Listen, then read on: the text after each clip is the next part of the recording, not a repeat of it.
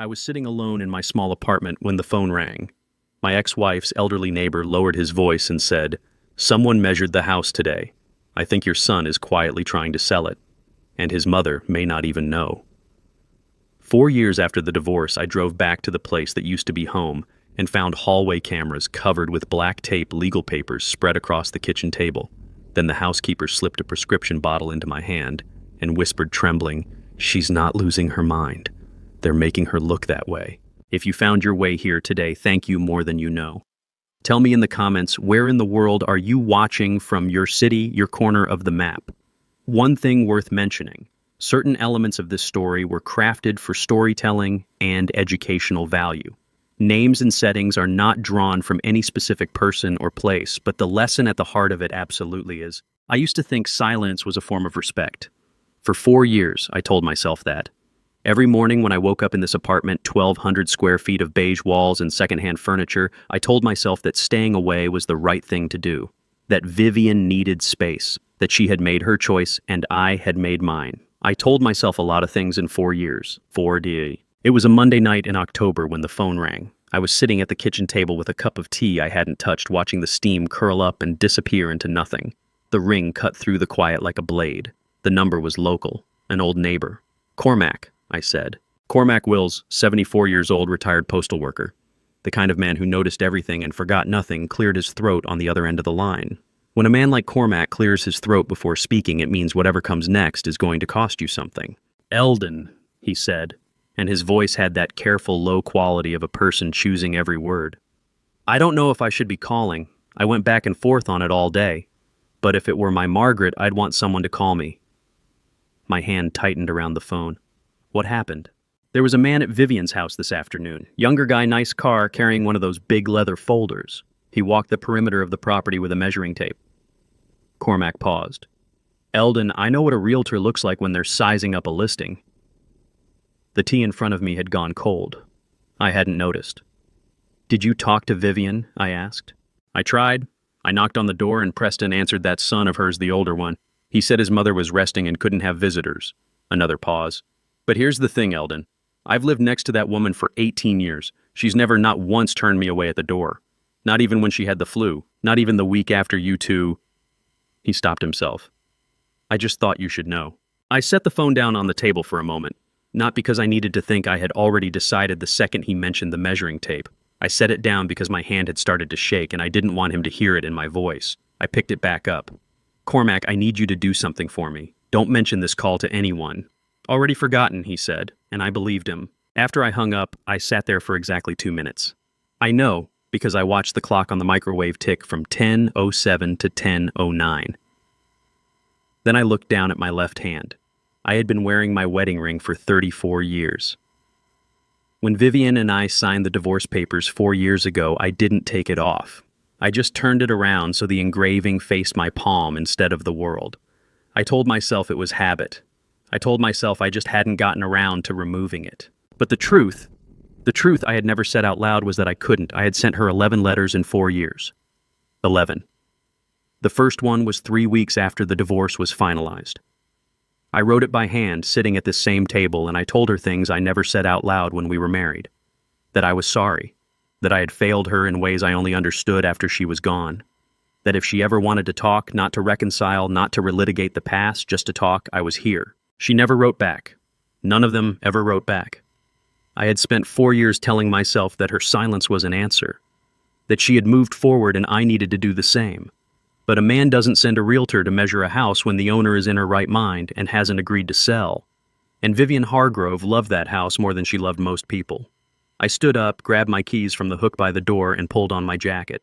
The apartment was on the 3rd floor. As I walked down the stairwell, each step echoed in the concrete shaft, and I thought about the last time I had stood in front of that house. 4 years ago, a Tuesday afternoon in November. I had carried one suitcase to my car and I had not looked back because I knew if I did, I would not leave. I had made a mistake that day. I was not going to make another one tonight. Outside, the October air hit me like cold water, sharp and immediate. The smell of dried leaves and someone's fireplace 2 blocks over. I unlocked my car, a 10-year-old Buick that Preston would have called embarrassing, and I sat behind the wheel for just a moment. I didn't know what I would find when I got there.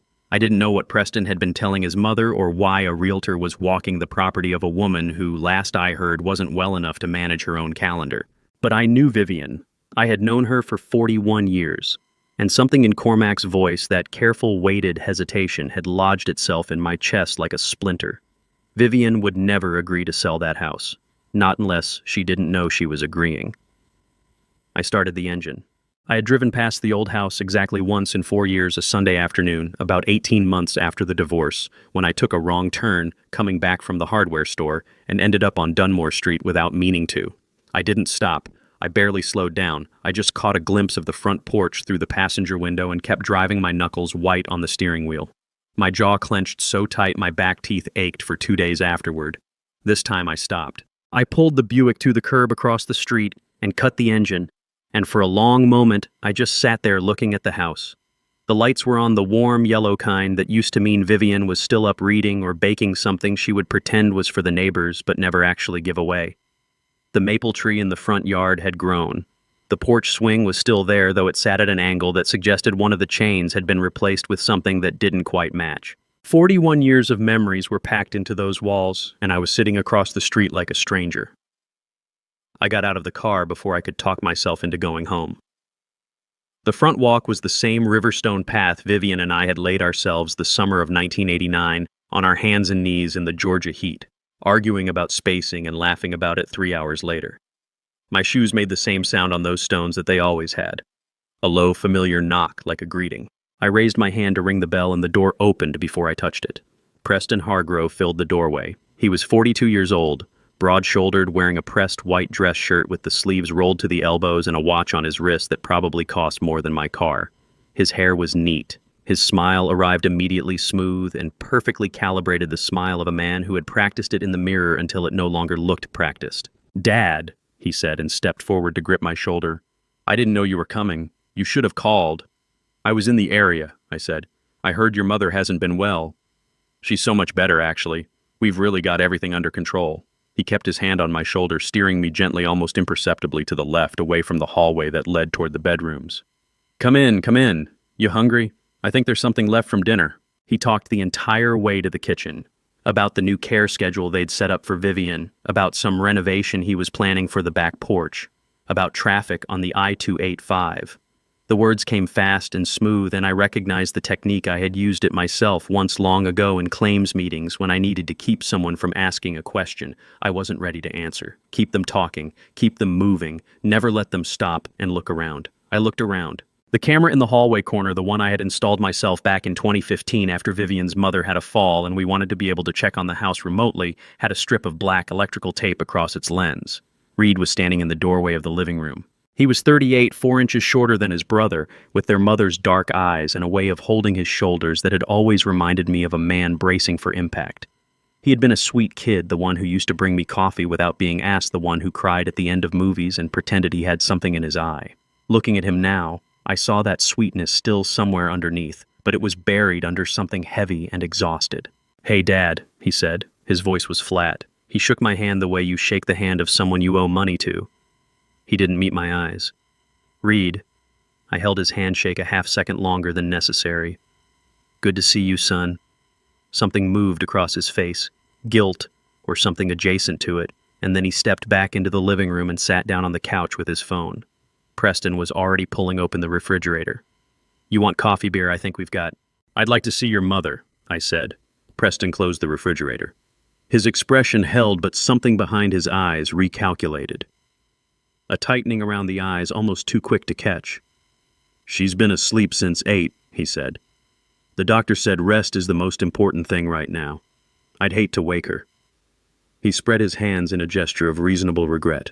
"You know how she is when her sleep gets interrupted." He had placed himself, without appearing to do so, directly in the center of the doorway that led to the back hall. His posture was relaxed. His voice was warm, but his arm rested along the doorframe like a horizontal bar. "Of course," I said. "I'll see her in the morning." The relief on his face lasted exactly 1 second before he smoothed it back into hospitality. "Great. I'll get the guest room set up. You'll stay with us." "If that's all right," I said. "Are you kidding? This is your—" He stopped himself. "Of course, stay as long as you want." I spent the next hour sitting in the kitchen while Preston talked, and I listened, and I drank a glass of water, and I cataloged everything I saw. The pill organizer on the counter, weekly dosage, all compartments full on a Monday, which meant someone had filled it recently, rather than letting Vivian manage her own schedule. The stack of manila folders on the kitchen desk with a rubber band around them set at an angle that suggested they had been moved there quickly from somewhere else. The way Reed never once came back into the kitchen for the rest of the evening. Around midnight, Preston showed me to the guest room and said goodnight with another one of those perfect smiles, and I told him I was grateful, and I waited until his footsteps reached the end of the hall. Then I sat on the edge of the bed in the dark, still wearing my jacket, turning my wedding ring slowly on my finger. Something was wrong in this house. I could feel it the way you feel weather coming, not yet visible, but already present in the air, in the pressure of things. I had just closed my eyes when I heard it. A soft knock at the door. 3 taps spaced like a code. I crossed the room and opened it. A woman stood in the dim hallway, small and straight-backed, with silver-streaked hair pulled away from her face, and eyes that held the particular exhaustion of someone who had been carrying a secret alone for too long. Dolores Vega had worked in this house for 16 years. She had outlasted 3 different kitchen renovations, 2 family dogs, and every argument Vivian and I had ever had within earshot of the laundry room. She was without question the most observant person in any room she occupied. She was holding a small prescription bottle in both hands. She looked at me for a long moment, not with relief exactly, but with the careful assessment of someone who needed to be certain before they opened a door that couldn't be closed again. Then she said very quietly, "I've been waiting 3 weeks for someone to call you." She stepped inside and pulled the door shut behind her without making a sound, the practiced quiet of someone who had learned to move through this house without being noticed. The kitchen was dim, only the light above the stove left on, and it cast everything in a low amber glow that made the whole room feel like the inside of an old photograph. Dolores set the prescription bottle on the table between us and took the chair across from mine. Her hands were folded, her back was straight, but her eyes dark and careful and rimmed with the kind of exhaustion that sleep doesn't fix told me she had been holding this moment together through sheer willpower for longer than anyone should have to. "How long?" I asked. 3 weeks since I was sure," she said. "Before that, I just thought I was imagining things. I'm 62 years old, Mr. Hargrove. I know how it feels to second-guess yourself when you're the help." She pushed the bottle toward me. I picked it up and turned it in the light. The label read Vivian Hargrove, prescribed by a Dr. Raymond Foss, a name I didn't recognize. The medication was listed as lorazepam, a benzodiazepine commonly used for anxiety. The prescribed dosage was 0.5 milligram once daily. "This bottle was filled 2 weeks ago," Dolores said. "It should have 30 pills in it. Count them." I opened the cap and shook the pills out onto my palm. 14. My stomach dropped. 16 pills gone in 2 weeks, I said. "That's more than 1 a day." "That's more than double the dose," Dolores said, and her voice cracked just slightly on the last word before she pulled it back under control. "And that's the bottle I found in the trash. The current bottle, the one Preston refills himself now, not from a pharmacy, Mr. Hargrove. He stopped letting me pick up the prescriptions 3 weeks ago. I don't know what's in it. I don't know the dosage. I don't know who prescribed it." The pill I was holding felt suddenly heavy in my palm, like it had a weight that had nothing to do with its size. "Tell me about the camera," I said. Dolores pressed her lips together, then nodded as if she had expected the question. "Every night between 9 and 11, the camera in the hallway goes dark. Not a malfunction, the light on the unit goes off completely, which means someone is cutting power to it manually, then restoring it after. I wrote down the dates." She reached into the pocket of her cardigan and placed a folded piece of paper on the table, neat handwriting in blue ink, 17 dates over the past 3 weeks, each one with a time the camera went offline and a time it came back on. Every single one corresponded to a night Preston had been in the house. "Every time he comes." Dolores continued, her voice dropping lower, though we were the only 2 people in the room. "The next morning, Mrs. Hargrove is worse. She can't finish sentences. She calls me by her mother's name. She asks what year it is." Her jaw tightened. "And then 2 days later, when he's been gone, she starts coming back. She'll ask me about the garden. She'll remember that she wanted to call her friend in Savannah. She'll be herself again." She leaned forward slightly. "That woman is not as sick as they're making her look, Mr. Hargrove. I have worked in this house for 16 years, and I know the difference between a woman who is declining and a woman who is being kept down." Something cold moved through my chest. "Has she ever said anything to you?" I asked. "Anything at all, even when she was confused?" Dolores hesitated. Then she reached up and touched the small gold cross she wore at her throat, a habit I remembered the thing she did when she was about to say something that cost her.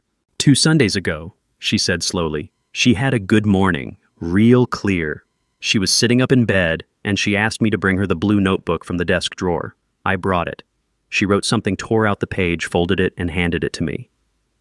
Dolores reached into her pocket again and placed a folded piece of notepaper beside the pill bottle. I unfolded it with hands that were steadier than I felt. 3 words in Vivienne's handwriting, still elegant, still precise, even through the tremor. "Find Eldon, please." My throat closed. I had to set the paper down. I pressed my thumb and forefinger against the bridge of my nose and breathed through it, the sting behind my eyes, the tightening in my chest that felt like grief and fury knotted together so tightly I couldn't separate them. 4 years. She had been sitting in that bedroom 10 miles from my apartment for 4 years, and I had been respecting her silence, and her silence had never been hers to give. "Why didn't you call sooner?" My voice came out rougher than I intended. Dolores met my gaze without flinching. "Because the last person who questioned Mr. Preston's decisions in this house was Mrs. Hargrove's home health aide from before. She raised concerns about the medication schedule to Preston directly. She was dismissed that same week. And I didn't have your number, Mr. Hargrove. I never needed it before. I spent 3 days trying to find it without asking anyone in this house. I didn't want Preston to know I was looking. I finally found an old Christmas card in the bottom of Mrs. Hargrove's address book with your apartment listed on the back. That was 5 days ago. I've been working up the nerve since then." She folded her hands on the table. "I have a grandson in college, Mr. Hargrove. I needed to be sure before I put this family's name against mine. I needed more than a feeling. There was nothing I could say to that. She was right. And the fact that she was right made me furious in ways that had nowhere to go at 1 a.m. "There's one more thing," Dolores said, and something in her tone made me look up sharply. "Last week I came in early. Preston didn't know I was in the house yet. I was in the laundry room off the hall when I heard him on the phone in the kitchen." She took a slow breath. "He said, and I am telling you exactly what I heard, Reed's name is on everything. If this goes sideways, it goes sideways on him, not me." The room felt like it had tilted. Reed, his own brother. "Did he see you?" I asked. "No." "Does anyone else know you have this?" I gestured to the bottle, the paper, the list of dates. "No one," she said. "I have been carrying it in my cardigan pocket for 3 weeks. I didn't know who else to trust." She looked at me with those steady, exhausted eyes. "Mrs. Hargrove's mother. God rest her, she told me once, years before she passed. If my daughter ever needs help, find the person who loves her most. That person will know what to do." Her voice softened just slightly.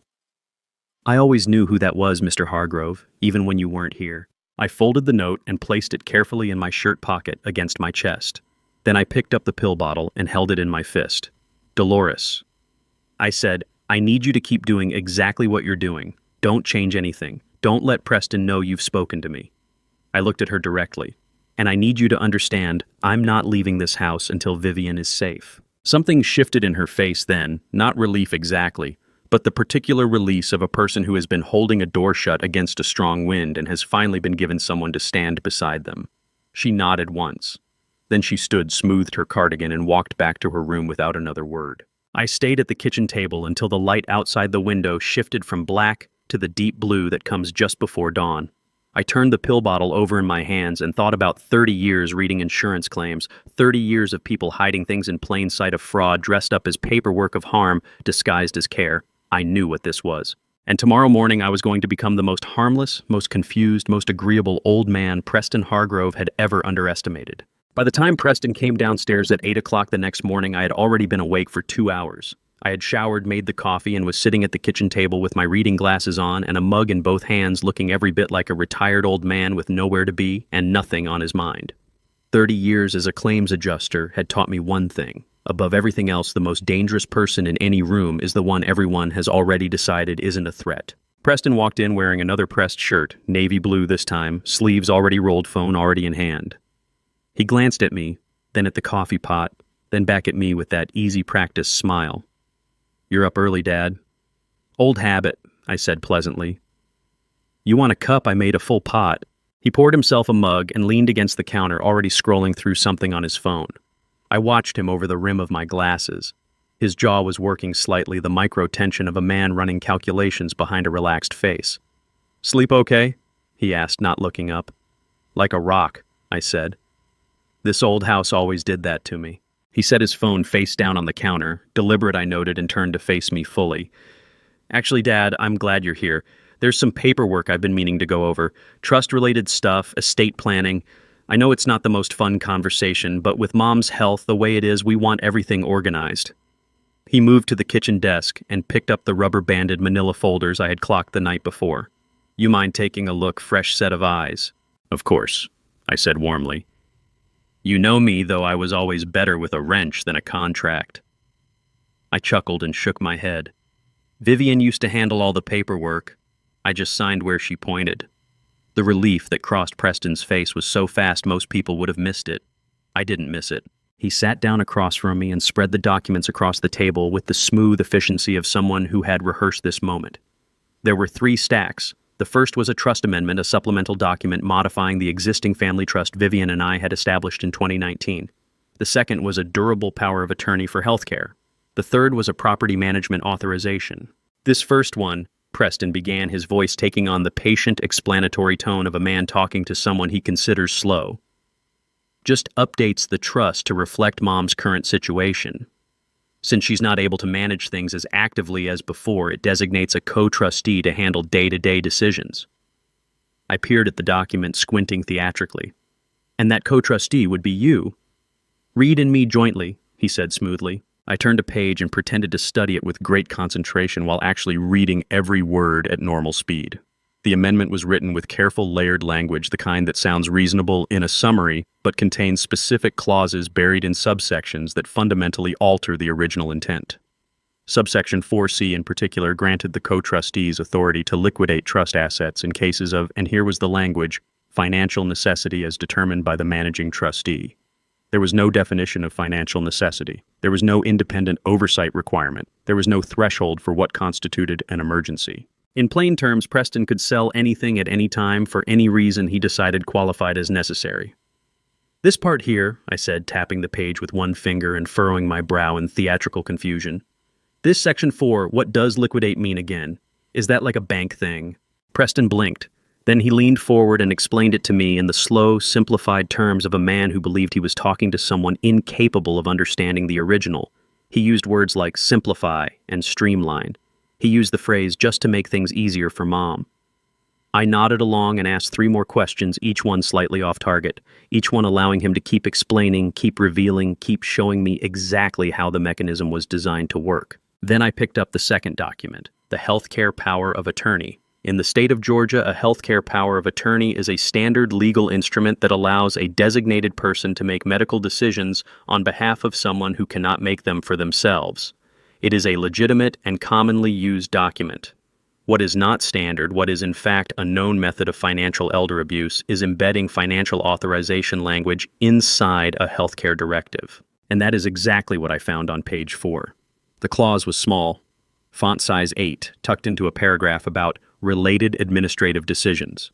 It authorized the healthcare agent Preston to access, manage, and redirect financial accounts as necessary to fulfill the healthcare obligations outlined herein.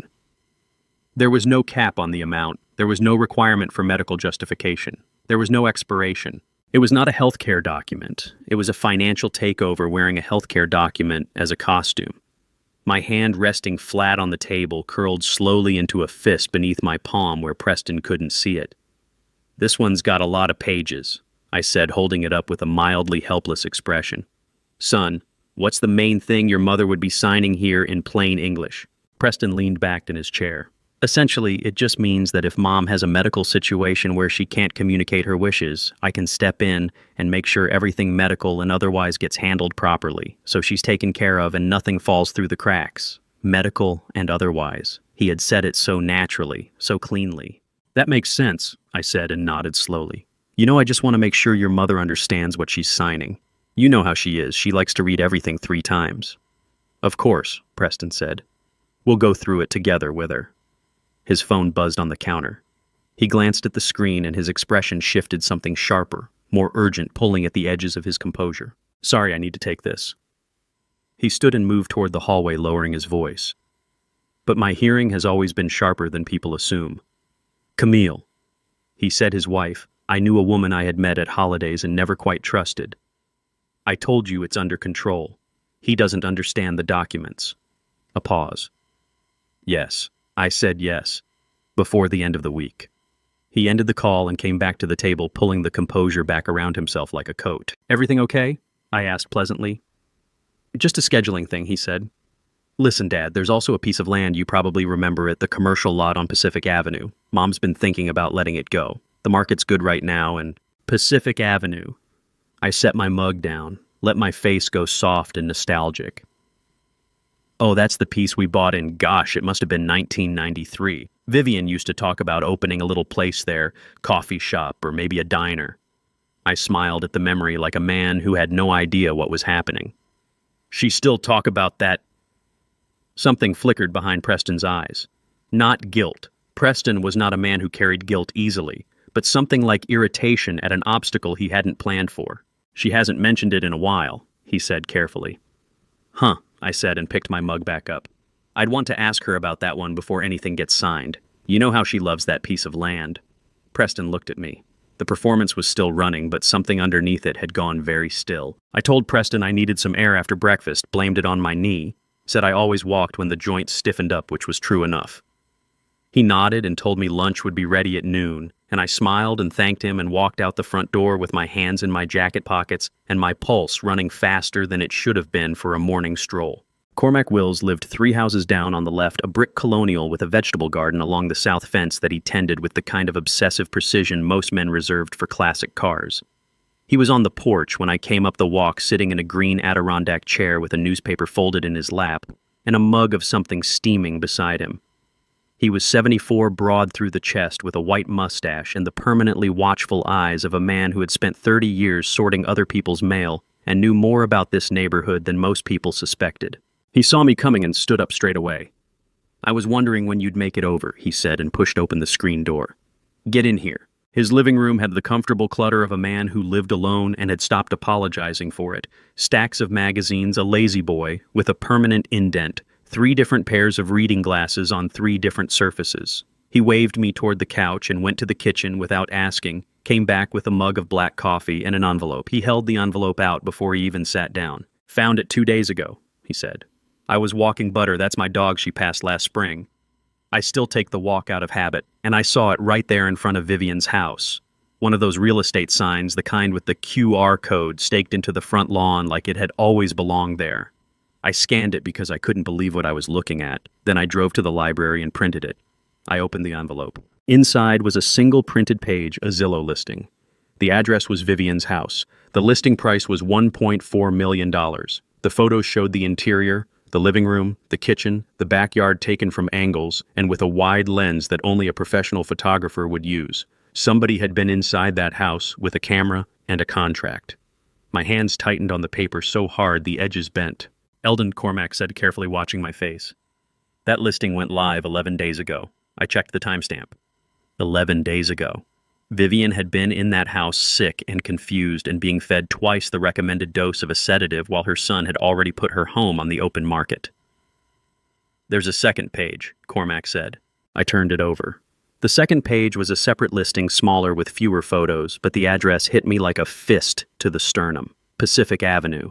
The commercial lot. The quarter-acre of flat Georgia land that Vivian and I had scraped together $11,000 to buy in the winter of 1993, when we were still young enough to believe that someday we would have the time and the money to turn it into something. She used to keep a sketch of it, a hand-drawn floor plan on graph paper, little tables, a counter, a window seat along the east wall. She had drawn it on a slow Sunday afternoon and taped it to the inside of the kitchen cabinet where she kept the coffee mugs, so she would see it every morning. She called it the plan. Not a dream, a plan. Vivian never believed in dreams. She believed in plans. And now her son had put it on the internet for $280,000. I set the pages down on the coffee table very carefully because if I held them for another second, I was going to crush them. You okay? Cormac asked, leaning forward. His voice was gruff, but his eyes were concerned, the look of a man who had seen enough of life to know when someone needed a minute and when they didn't have one to spare. No, I said honestly. But I will be. I looked up at him. Cormac, I need you to think carefully. Have you seen anyone at that house in the last few weeks who didn't look like family or medical? Someone who didn't fit. Cormac sat back and rubbed his mustache, the thinking gesture. I remembered it from neighborhood association meetings years ago. Yeah, actually, he said. About 10 days back. SUV, blacked out windows, nice one, not a rental. Parked in front of the house for maybe 20 minutes. Man got out, went inside. He was wearing a suit, but not a realtor suit. More like a... He searched for the word. A debt suit, you know the kind. The kind where the suit is saying, I don't need to be friendly. Something shifted in my gut. Did you see his face? Enough of it. 50s maybe, hard-looking. The kind of man who doesn't make small talk because he doesn't need anything from you. Cormac met my eyes. He wasn't there to buy a house Eldon. Men like that only show up when someone owes them something. I thought about the trust amendment, the timeline, the urgency in Preston's voice when he'd said before the end of the week on the phone with Camille. Someone was pressing Preston, and Preston was pressing his mother. Eldon, Cormac's voice had dropped. What's going on in that house? I looked at him, this man I had known for 18 years who had shoveled our walk in the ice storm of 2010 without being asked, who had brought Vivian soup every day for a week when she had pneumonia in 2017, who had printed a real estate listing at the public library because something felt wrong and he didn't know what else to do about it. Something bad, I said, and I'm going to stop it. I picked up the envelope and folded it into my jacket. But I need you to do one thing for me. Name it. Don't talk to Preston. Don't let on you printed this. If he asks whether you've seen me, tell him we talked about the weather and your garden. I stood. Can you do that? Cormac stood too and looked at me with an expression that was half indignation, half respect. Son, he said, I delivered mail in this neighborhood for 28 years. I know how to keep my mouth shut. I believed him completely. Walking back to the house, I kept the envelope pressed against my ribs with my elbow and thought about Vivian's hand-drawn floor plan taped to the inside of the kitchen cabinet. I wondered if it was still there. I wondered if Preston had ever seen it. I wondered if he had and just hadn't cared. The October wind off the street had a bite to it, the kind that smells like the season turning over, like things dying in order to make room for whatever comes next. I walked back through the front door of that house wearing the same pleasant, empty expression I had worn all morning. But something had changed in the last 30 minutes. Something had locked into place behind my sternum like a bolt sliding home. This was no longer about protecting what was mine. Vivian had never stopped loving that land, and I was going to make sure nobody took it from her while I was still standing. The afternoon light had gone amber by the time I came back through the front door, that late October color that turns everything the shade of old photographs. The house was quiet in the way houses get when the people inside are all pretending not to be listening for each other. I was hanging my jacket in the hall closet when I heard the soft zip of a medical bag from the direction of the back bedroom, followed by the measured footsteps of someone who had learned to move through sick rooms without disturbing them. She came around the corner of the hallway and stopped when she saw me. Cecily Barrow was 58, Filipino-American with close-cropped silver hair and the kind of face that had spent decades noticing things other people missed. She was a private home care nurse 5 days a week for the past 6 weeks, I would later learn. And she carried herself with the particular self-possession of someone who had seen enough human suffering to be neither surprised nor hardened by it. She looked at me the way nurses look at you when they're deciding how much you can handle. Mr. Hargrove, she said carefully, Preston mentioned you'd arrived. I'll bet he did, I said, keeping my voice easy. Do you have a minute before you head out? I'd love to hear how Vivian's really doing. Something moved across her face, a quick internal calculation. Professional discretion weighed against something more urgent. She glanced toward the dining room where the muffled cadence of Preston's voice on the phone drifted faintly down the hall. 5 minutes, she said, and moved toward the kitchen. I followed her and pulled the door halfway closed behind us. She set her bag on the counter and turned to face me with her arms folded, not defensively, more like a woman bracing herself to say something she had been working up to for a while. I want to be careful about what I say, she began. I'm not a doctor. I can only tell you what I've observed. That's all I'm asking for, I said. She took a breath. Mrs. Hargrove's baseline cognition fluctuates significantly depending on who is present and what time of day it is. That in itself isn't unusual with certain conditions. She paused.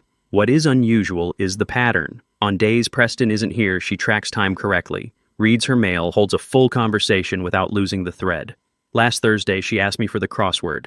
She finished half of it and told me the other half was too easy to rush. Cecily's jaw tightened slightly.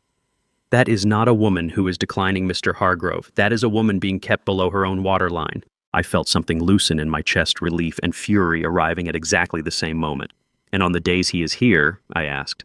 By evening, she's confused. She loses track of where she is. She called me by her sister's name twice last week.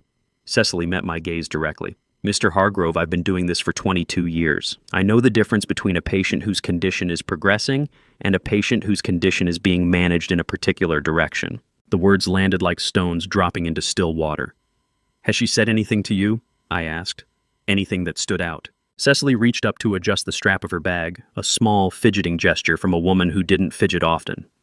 2 weeks ago, she said, she had a very clear morning. I was helping her with her medication when she looked up at me and said, clear as anything. Cicely, if something happens to me, don't let them sell the land on Pacific. Eldon and I were going to build something there. She paused. Then Preston knocked and came in, and within 20 minutes she was asking me if her mother had called. My throat went tight. I pressed my thumb against the edge of the counter hard enough to feel the pressure in my knuckle. I need to ask you something directly, I said. Have you ever seen Reed act strangely around his mother, not Preston? Reed. Her expression shifted. Once, about 10 days ago. I came in earlier than usual, and when I opened the back door, Reed was standing in Mrs. Hargrove's room. He didn't hear me come in. He was standing at the foot of her bed with his phone in his hand, photographing the documents on her bedside table. She stopped. When he realized I was there, he put the phone in his pocket and walked out without a word. He looked like a man who had just done something he wasn't sure he should have done. My mind moved fast through the implications. Reed photographing documents, not to use them immediately, or he would have already. He was keeping copies. Insurance. The instinct of a man who doesn't fully trust the person he's working with. One more thing, Cecily said, her voice dropping into something quieter, something that had moved past professional and into simply human. Yesterday morning you were in the kitchen when I arrived. You didn't see me come in, but Mrs. Hargrove's door was open, and she was awake, and she was watching you through the doorway. Cecily's expression softened at the edges. She watched you for almost 5 minutes. You were just standing at the counter making coffee, and you didn't know she was watching. She cleared her throat. She had the most heartbroken and relieved expression I have ever seen on a patient's face, both at exactly the same time. The words punched straight through my ribs. I turned toward the window over the sink and looked out at the backyard the Japanese maple Vivian had planted the year Reed was born, the stone bench where she used to sit with her morning coffee. My eyes burned in a way I hadn't allowed myself to feel in 4 years, and I blinked against it hard, because this was not the time. Thank you, I said when I trusted my voice again. What you've told me matters more than you know. Cecily picked up her bag. At the kitchen door, she paused and looked back at me with the particular weight of someone who has watched too many families destroy themselves from the inside. Mr. Hargrove, she said quietly, whatever you're planning, don't wait too long. She's stronger than they think she is, but nobody stays strong forever. She left through the side door without saying goodbye to Preston. That night, I sat outside Vivian's door for the second night in a row. I didn't go in. Preston was still awake down the hall. I could see the strip of light under his door, hear the muffled cadence of his voice on yet another call. But I sat in the chair I had pulled from the guest room and placed in the hallway, and I listened to the sound of Vivian's breathing through the wall, slow and steady and still here. She had watched me make coffee and felt heartbroken and relieved at the same time. I understood exactly what that felt like. I had learned something important about Preston over the past 48 hours. He was very good at saying no to things that sounded unreasonable, but he had a blind spot for requests that came wrapped in the appearance of cooperation. So at breakfast Wednesday morning, I set down my coffee and said in my most worried father-in-law voice, Preston, I'd feel a lot better if I could take your mother in for a checkup today. Nothing big, just want to make sure everything's going the right direction. You know how I worry. I watched him run the calculation behind his eyes. Refusing would look suspicious. Agreeing meant appearing to be the attentive, cooperative son who welcomed outside medical input. Of course, he said warmly. Great idea, I'll come along. Oh, you've got that call with the broker at 10, I said as if I'd simply remembered. Don't cancel on my account. It's just a routine visit. I'll have her back by lunch. His jaw tightened by a fraction. Then he smiled. Sure, I'll call ahead and let Dr. Foss know you're... I've already made an appointment, I said pleasantly. With Dr. Sabine Merritt over on Peachtree. Vivian saw her years ago before everything. Figured a familiar face might be easier. That was a lie. I had called Dr. Merritt's office from the backyard at 6 that morning and explained the situation in enough detail that she had personally called me back within 20 minutes and cleared her 9:30 slot. Preston's smile stayed in place, but his coffee mug went down on the counter just slightly harder than necessary. Getting Vivian into the car was the moment I had been bracing for. She was sitting up in bed when Dolores and I came in, pale blue cardigan, silver hair brushed back, looking smaller than I remembered. Not thinner exactly, but diminished the way a candle looks when it's been burning in a draft. But her eyes, when they found mine, were clear. Clearer than they had been the night of my arrival. Eldon, she said, soft and careful, like something she'd been keeping in a safe place. How do you feel about getting out of this house for a couple of hours? I asked, keeping my voice steady. Hope flickered across her face, quick and unguarded, before she caught it. "Preston won't like it," she said. "Preston's on a call," I said. "And you're allowed to go to a doctor's appointment, Vivian. You're not a prisoner." She flinched slightly at the word, then she nodded and let Dolores help her with her shoes. Dr. Sabine Merritt's office was on Peachtree Road, a family practice with a waiting room that smelled like vanilla and old magazines.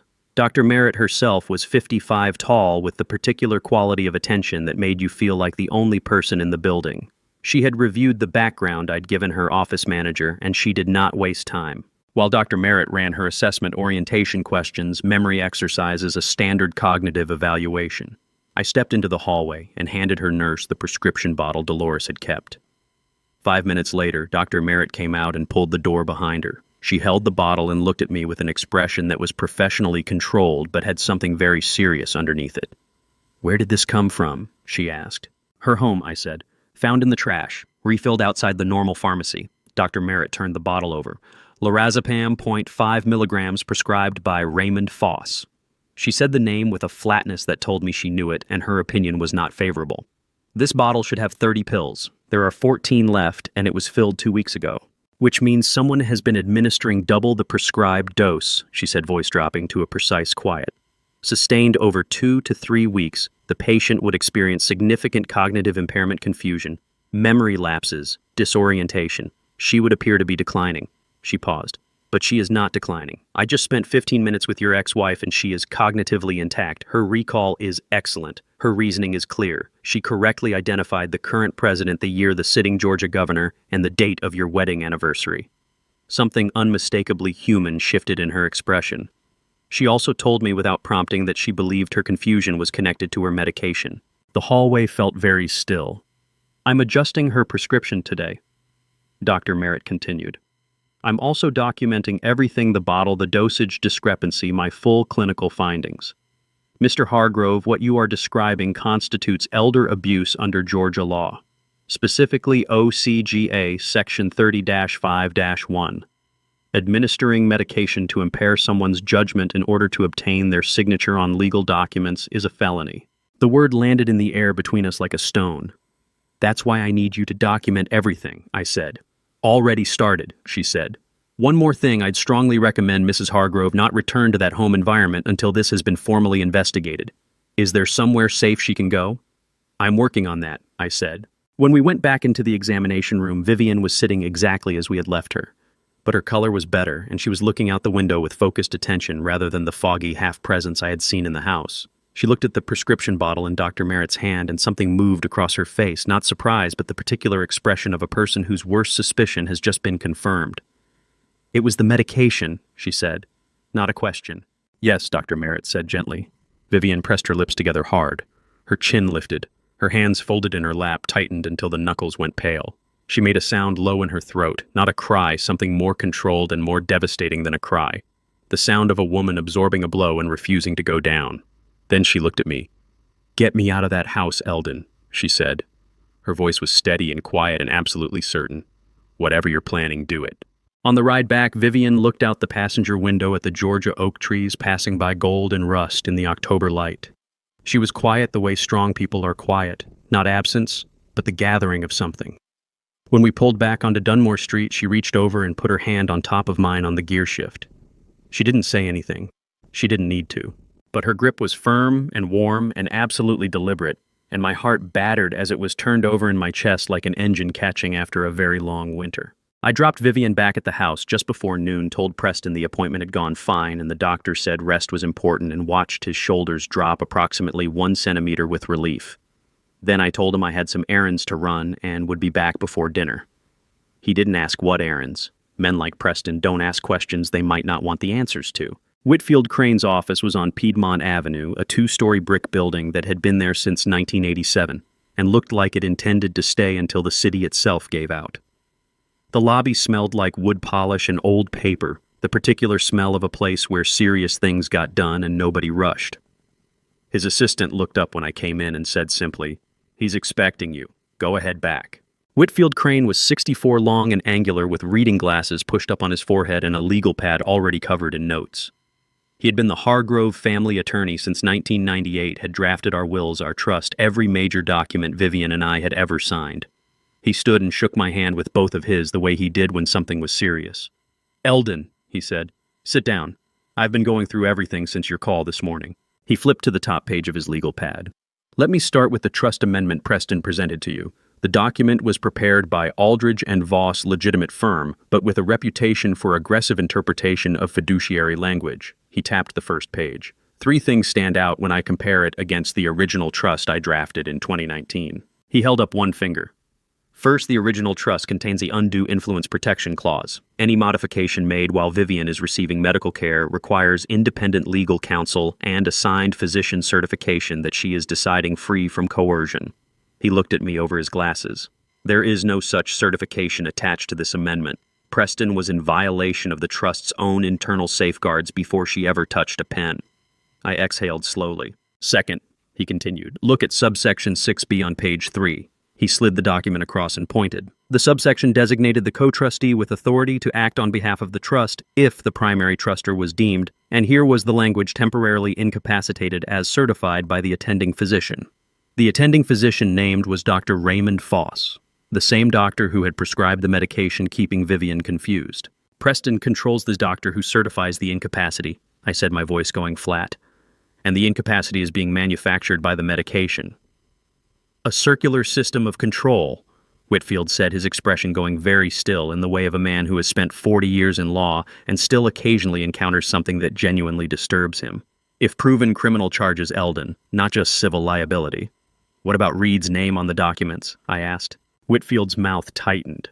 "Every document with meaningful financial exposure carries Reed's name as the executing party. Preston is listed as directing trustee in an advisory capacity only, which means he directs decisions, but bears no personal liability if those decisions result in legal action." He set his pen down. "If this amendment had been executed and challenged, Reed would be the named defendant. Preston would be a witness." The air in the room felt like something pressing down. "He was going to feed his own brother to the system," I said. "That is the most straightforward interpretation of this document structure, yes." Whitfield folded his hands. "Now, there is something else I need to tell you. Something about the original trust." Something in his tone made me sit up straighter. He pulled a separate folder from the bottom of his stack. "When the divorce was finalized in 2020, standard protocol would have been to modify the trust to remove you as a beneficiary." He looked at me directly. "Vivian never requested that modification. She came in 3 months after the divorce and told me," he glanced at his notes, wanting to be exact, "leave Eldon's provision in. If something happens to me, he should be taken care of. He gave up everything. The least I can do is this." The room tilted. 15% of the total estate value," Whitfield said quietly, with a handwritten note filed alongside it that reads, "He spent 30 years making sure everyone else was taken care of. This is for him." Something broke open in my chest, not cleanly, not with any relief, but the way old wood breaks under pressure that has built too long. My eyes burned hot and sudden. I pressed my fist against my mouth and breathed hard through my nose until I had it back under control. 4 years believing she had moved on, that she had looked at what was left of us and decided it wasn't worth keeping, and the whole time she had been sitting in this chair making sure I was protected. "Preston found out," I said when I could speak again. "That would be my assumption," Whitfield said. "Which explains the urgency of the amendment.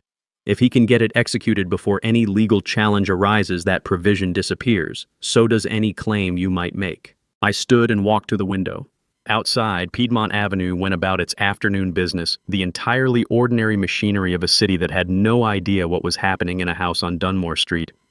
"Whitfield," I said without turning around, "I need a motion to freeze all trust assets pending investigation, based on the undue influence clause, the medication evidence, and Dr. Merritt's documentation." 48 hours, he said. "Make it 24. I turned back to face him. "And that provision Vivian made for me, I don't want it. When this is over, redirect it into a care trust for her. Independent trustee, no family access without court oversight." Whitfield looked at me for a long moment with an expression I couldn't entirely read. "Yes," he said. "I can do that." I picked up my jacket and headed for the door. My hand was on the handle when he spoke again. "Eldon," he said, "I owe you an apology. When you divorced, I assumed you had both moved on. I thought the silence was mutual. He paused. I should have called. I looked back at him. We all should have called, I said. And then I walked out into the afternoon with Vivian's handwritten words still somewhere in the back of my mind like a light left on in an empty room. He spent 30 years making sure everyone else was taken care of. This is for him, and the particular fury of a man who has finally understood the full shape of what was taken from him. The drive back from Whitfield's office took 20 minutes longer than it should have because I pulled into a gas station parking lot and sat there with the engine off watching the evening traffic move past without really seeing it. 15%. A handwritten note. He spent 30 years making sure everyone else was taken care of. This is for him. I had spent 4 years building a version of events in which Vivian had weighed our marriage against her pain and decided moving on was easier than trying again. I had folded myself around that story, worn it like a coat I didn't like but had convinced myself was necessary, and the whole time she had been sitting across town with our lawyer making sure I was protected. I started the car before I could spiral any further. The house was quieter than usual when I came in through the side door. Preston's makeshift office was dark, either gone out or gone to bed. Dolores had left a plate on the counter with my name on a post-it. I hadn't eaten since breakfast and couldn't taste anything anyway. It was Reed I noticed when I passed the back hallway. The rear door was ajar. Through the gap I could see the pale rectangle of porch light falling across the yard. I pushed it open quietly. Reed was sitting on the top step with his back to me, elbows on his knees, and unopened beer between his palms. Gray sweatshirt, 2 sizes too big, old running shoes that had never been used for running. The posture of a man carrying something across his shoulders that had been there so long he had forgotten it wasn't supposed to be there. I had known that posture since he was 9 years old. I sat down beside him. He tensed, then let it out slowly when he registered who it was. "Didn't hear you come in," he said. "Didn't want to wake the house," I said. We sat in the kind of silence that exists between two people who have been careful around each other for so long that just sitting without performing anything feels like its own relief. Then Reed said without looking at me, "Dad, do you remember the blue bicycle, the Schwinn, when I was 9? "Blue and silver," I said. "You wrote it into the Hendersons' mailbox the first week you had it." A sound came out of him, half laugh, half something else. "Mom thought I'd stolen $40 from her wallet that week." "You swore you didn't take it," I said slowly. "I didn't." His voice went flat. "Preston did. And when Mom noticed, he told her he'd seen me in her room." He cracked open the beer, took one sip, put it back down. "I was 9. I didn't know how to explain it. I just kept saying I didn't do it, and nobody believed me." Something cold moved through my gut. "That's how it always worked," he said, voice picking up a low-controlled heat that had been contained for years. Every time Preston needed a way out, he'd leave enough of a trail to point toward me. The missing petty cash in 2003, the dent in Mom's car in 2007. I grew up being the screw-up dad, the one who disappointed everyone, and more than half of it wasn't even mine. His voice cracked briefly before he dragged it back. "More than half of it wasn't mine. Why didn't you ever tell me?" I asked, my voice rough. Reed laughed short, sharp. "You would have believed me over Preston. He was the one with the grades and the handshakes and the tie. I was the one who failed his driver's test twice." He shook his head. "You loved me. I know you did. But Preston was the one you were proud of." The words hit somewhere soft and undefended. He wasn't wrong about that, not about my love, but about how I had let Preston's performance of competence blind me to what was happening beneath it. "I was wrong," I said. "Reed, I'm sorry." He turned to look at me, eyes wet but not spilling the look of someone who had waited a long time to hear something and wasn't sure how to receive it now that it had arrived. "I got into this because I was drowning," he said quietly. "The company failed. I owed $140,000. Preston came to me with a plan, a short-term draw from the trust he called it, to be settled once the estate was reorganized. He said my name had to be on the paperwork as co-trustee because it would look cleaner." Reed's voice dropped. I told myself he was right. I needed to believe he was right. He pressed the heel of his hand against his eye. He said it like it was nothing, like we were just moving numbers. "Not drugging your mother," I said quietly. Reed's whole body went rigid. The color drained from his face. "I didn't know about the medication," he said fast and urgent. "I knew about the documents, the trust. I told myself it was just paperwork. But the medication, I swear to God, I didn't know." He pressed both hands over his mouth, breathing hard. "How bad is it?" "Bad enough that a doctor has filed official documentation." Reed dropped his head into his hands. His shoulders shook, not crying yet, but close the trembling of someone fighting not to fall apart entirely. "Last week I found an email," he said, voice muffled.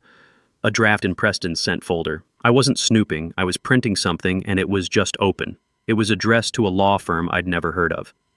He had to stop and steady himself. It said all financial transactions and trust modifications had been executed by Reed Hargrove, designated co-trustee acting as authorized agent. And at the very bottom, one line, "Client has been advised to maintain complete separation from all executing instruments." His voice broke. "Stay clean. Put distance between yourself and every signature. Let Reed carry it all." He was shaking now hands, voice whole frame. "He was going to hand me to them," Reed said. "Walk away clean and hand me to them." "Yes," I said. "He was." Reed stared at the yard with tears tracking silently down his face while he breathed in shallow, controlled bursts, trying to hold himself together. I put my hand on his shoulder.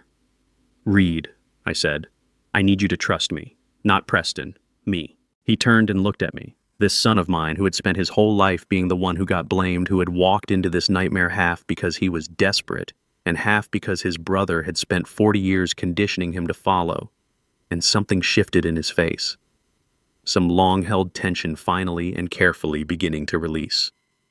"What do you need?" he asked. "Before I tell you what I heard through that wall, and I promise you nothing could have prepared me for it, drop a number in the comments. Type 10 if you think Reed already knew everything, or type 1 if you think he was just as blind as I was. I need to know you're still here with me." One thing worth noting, some elements of this story have been shaped for narrative purposes and may not reflect every detail exactly as it occurred. If that changes how you want to experience it, this is a good place to step away, no hard feelings at all. I had been a claims adjuster for 30 years, which meant I had spent 3 decades learning to read the body language of people under pressure. Insurance fraud, disputed claims, contested liability. It all came down to watching what a person did with their hands, their eyes, their weight, when they thought the conversation was under control. I was at the kitchen window with my second cup of coffee on Thursday morning when the black SUV rolled to a stop in front of the house. Not a neighbor's car. Not a delivery.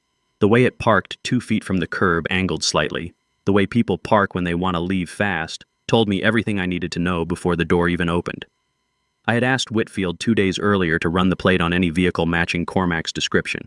The name that came back was Ronan Sykes, a private lender operating out of a Buckhead office with no public-facing business, 3 civil judgments in the past 8 years, and a reputation Whitfield had summarized in exactly 4 words: "Do not owe him." The man who stepped out was somewhere in his mid-50s, built like someone who had once been athletic and had since replaced the muscle with something denser and colder. He wore a charcoal suit that fit too well to be off the rack, no tie, and he moved across the front walk with the particular economy of a man who never hurried because he had never needed to. No folder, no briefcase, no pleasantries waiting on his face. This was Ronan Sykes. I had not yet met him. But Cormac's description, the kind of man who doesn't make small talk because he doesn't need anything from you, had been precise. I stepped back from the window before he could see me and moved to the hallway where I could hear the front door without being visible. Preston had heard the car, too. I could tell by the speed of his footsteps coming down the stairs 3 seconds faster than his usual measured descent. The rhythm of someone who has been waiting for an arrival they have been dreading. The front door opened. "Ronan!" Preston's voice was warm and controlled, but the warmth was a performance and not his best one. "I didn't know you were coming by." "I don't announce visits." Ronan's voice was low and even, the kind of voice that didn't need volume to land with weight. "You haven't been answering my calls." "I've been managing a family situation, my mother's health." "I know what you've been managing," Ronan said, and there was something in the way he said it that made the hair on my arms rise. "Can we go inside?" I moved quietly to the dining room doorway where the angle gave me a partial sightline to the living room. Preston had positioned himself near the armchair, not sitting, standing the pose of a man who wanted to appear in control of his own space. Ronan did not sit either. He stood in the center of the room like a man who owned every room he walked into and found the concept of invitation faintly amusing. "I need a number," Ronan said. "Not a conversation, a number and a date." "I'm close," Preston said. "The trust modification is almost finalized. Once my mother signs—" "Your mother hasn't signed anything in 3 weeks," Ronan said flatly. "My people have been watching the property records. Nothing has moved." He tilted his head slightly. "I gave you 60 days, Preston. $680,000 does not wait 61. You have 18 left." Preston ran a hand through his hair, the first unguarded gesture I had seen from him since I arrived. I have a complication.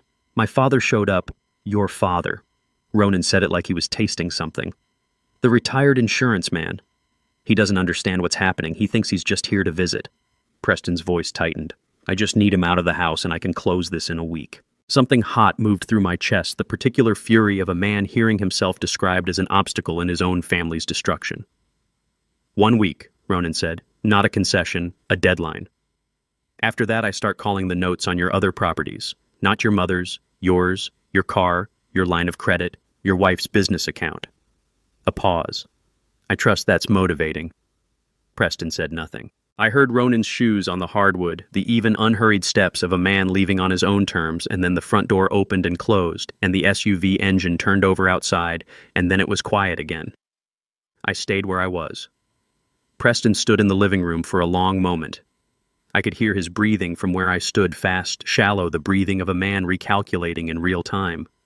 Then he pulled out his phone and called. It rang twice. Then Camille's voice, sharp and taut. Well? She said. I need more time, Preston said. 1 more week. You said that last week. Camille's voice had a blade in it. Preston, my sister's wedding is in December. Do you understand what it's going to look like if we show up without... I know what it's going to look like, Preston snapped, and the control he had maintained for days cracked open for just a second before he clamped it back down. I'm handling it, Camille. Handle it faster, she said. Get the old man out of the house. He's been here 3 days and nothing has moved. He's harmless, Preston said, and the certainty in his voice would have been offensive if it hadn't been so tactically useful to me. He doesn't understand the documents. He doesn't understand any of it.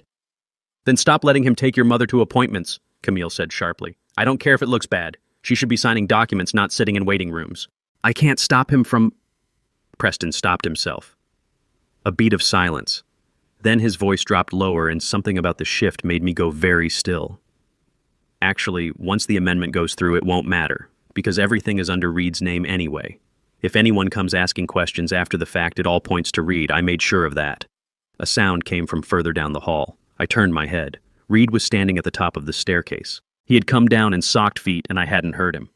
He was gripping the banister with one hand, his face the color of chalk.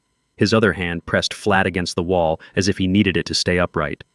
His eyes were locked on the living room doorway where Preston's voice was still coming through, low and self-satisfied and completely unaware that his brother was standing 8 feet above him, hearing every word. I watched Reed's face go through something I will never forget for as long as I live. A look I had seen once before when he was 9 years old and understood his father had believed Preston over him. The same face. 29 years later. On a staircase. At the hands of the same person. The last story. The one where Preston was ruthless but not monstrous. The one where this was hard but not evil. The one where his brother was using him but would not destroy him. That story died on the staircase landing in real time and I watched it go. Reed's jaw tightened until a muscle jumped in his cheek. His eyes went bright and wet and furious all at once.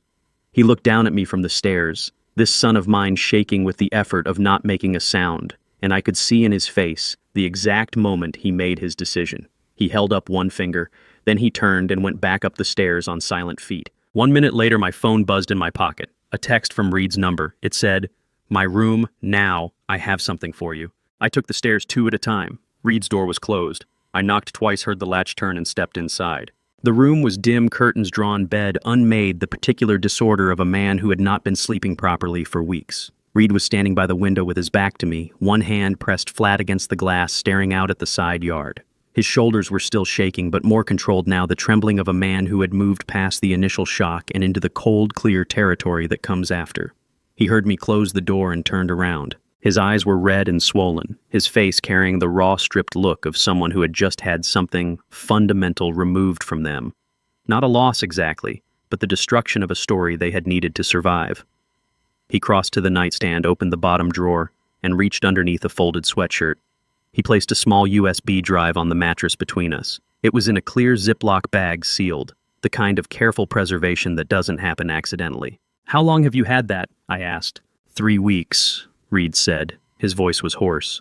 "The night I found the email draft, the one about my name being on everything, I didn't sleep. I just sat at the desk until 4 in the morning, making copies of everything I could access on Preston's shared drive. The contracts, the emails, the listing agreements, the draft trust amendments. He pressed the back of his hand against his mouth for a second. I told myself it was just insurance, that I was being paranoid. He let out a short, broken laugh that had no humor in it at all. Turns out I wasn't paranoid enough. I picked up the bag and held it in both hands. "Reed," I said carefully, "I need to know exactly what's on this. All of it." He sat down on the edge of the bed like his legs had simply decided they were done. He bent forward, elbows on his knees, and started talking. "There's an email chain between Preston and the Aldridge and Voss law firm going back 8 months," he said. "8 months, Dad. He started planning this before Mom even got sick. Before she started declining, before the medication, he was already mapping out the trust modification, already identifying which assets to liquidate first." His voice cracked on the word liquidate like it was something he couldn't fully make himself say out loud. The land on Pacific Avenue was first on the list. He had a developer contact already lined up, a company called Meridian Group. They had a letter of intent ready. My jaw tightened until I could feel it in my temples. "There's also a file," Reed continued, "a folder labeled M-Prep. I didn't understand what it meant at first." He stopped and rubbed both hands over his face hard like he was trying to scrub something off. "It's a draft obituary, Dad, for Mom. It was written in past tense, like she was already gone." The room felt like it dropped 10 degrees. "He wrote an obituary," I said. "A draft," Reed said, and his voice broke completely on the second word, splitting open in a way that made him press his fist against his sternum like he was trying to hold himself together from the outside. "It had a date range. It said she passed after a brief illness, and the date it was written was 6 weeks ago." His eyes were streaming now, not quietly, but in the full, ugly way of someone who has been holding back a flood for too long. "She was still gardening 6 weeks ago, Dad. She showed me a tomato she grew. She was so proud of that stupid tomato, and he couldn't finish the sentence.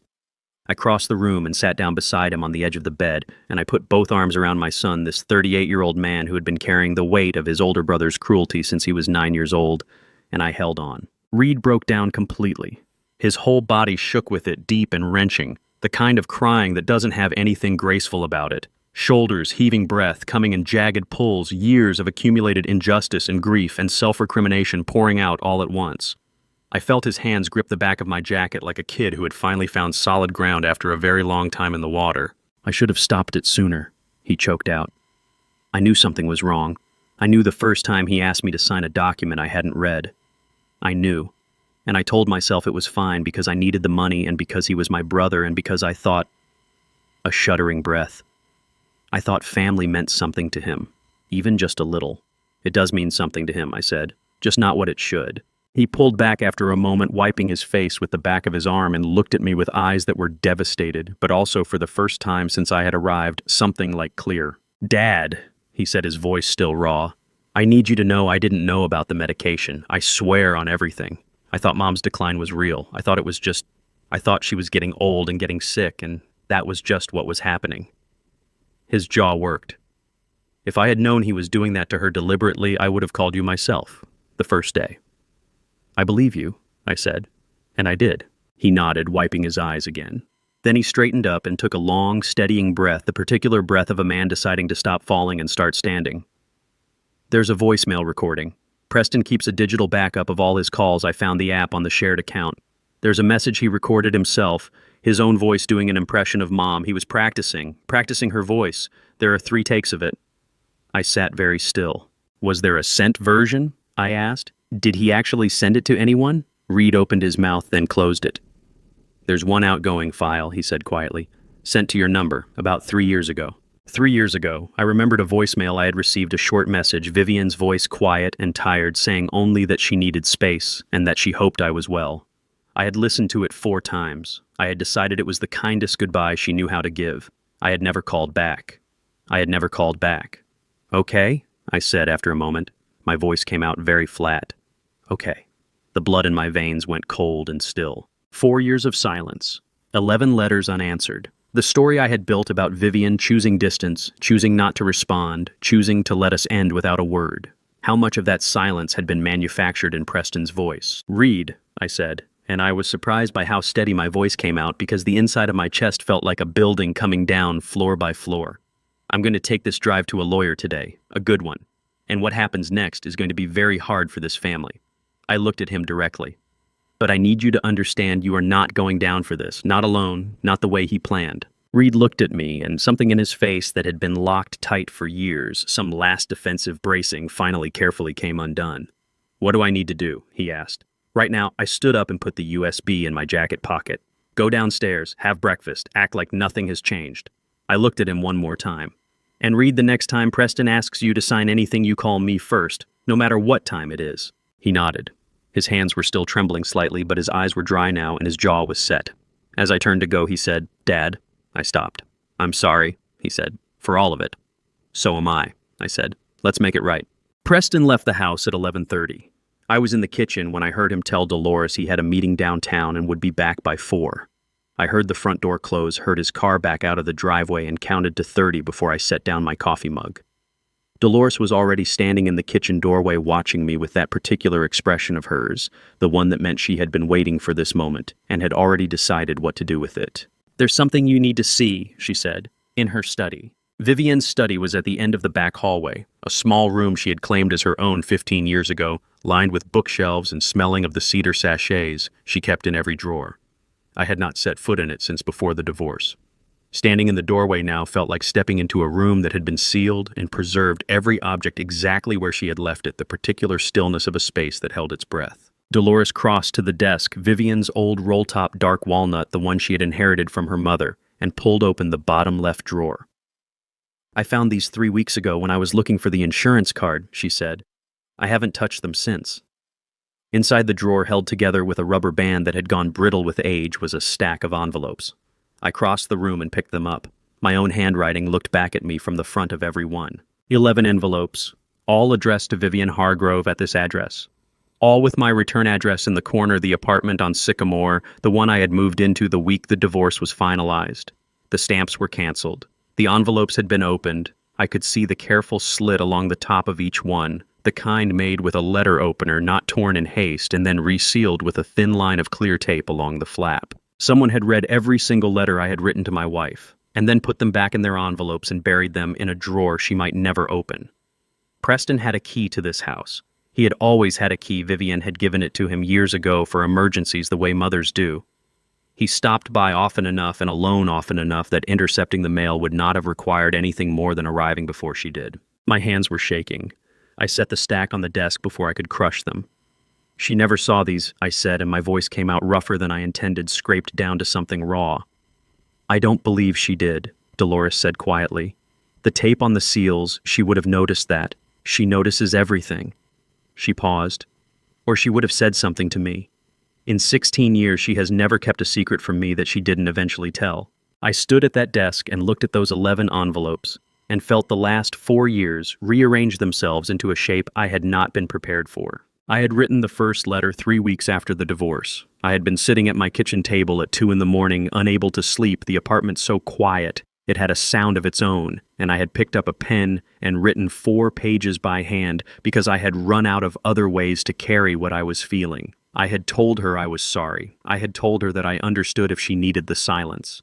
I had told her that the ring was still on my finger, and I didn't know if that was pathetic or honest or both. She had never read it. None of them had reached her.